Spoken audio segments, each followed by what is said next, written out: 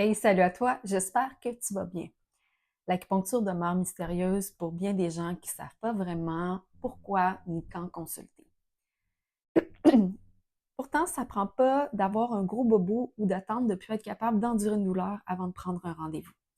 En effet, la médecine traditionnelle chinoise de manière globale, étant holistique, elle permet de traiter une grande variété de conditions, peu importe leur stade de guérison ou d'évolution. Même les petits bobos du quotidien peuvent être adressés de manière efficace. En effet, tout déséquilibre énergétique, aussi minime soit-il, crée un débalancement puis tire du jus en fait à l'organisme constamment.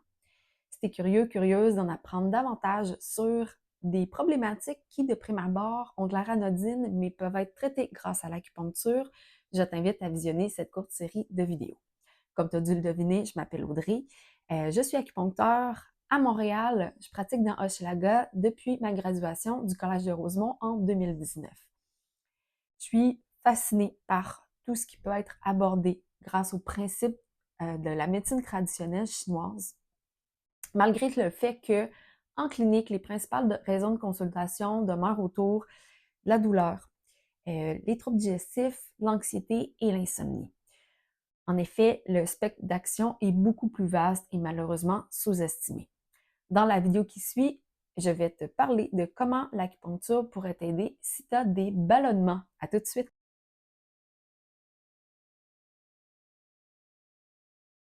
Alors, qu'est-ce que c'est les ballonnements selon la médecine traditionnelle chinoise?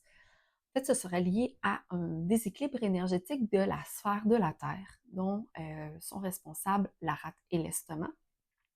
Plus spécifiquement, on parle d'un bilan énergétique la plupart du temps d'une déficience de chi, de l'énergie de la rate et de l'estomac, les organes qui sont responsables en bonne partie du processus digestif, donc de la macération, la décomposition des aliments et l'extraction des nutriments.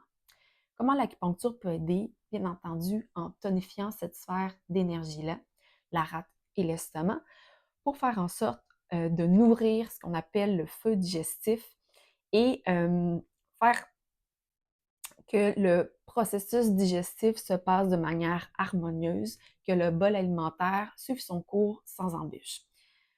Si ça passe tout seul, des ballonnements, pourquoi est-ce qu'on devrait intervenir?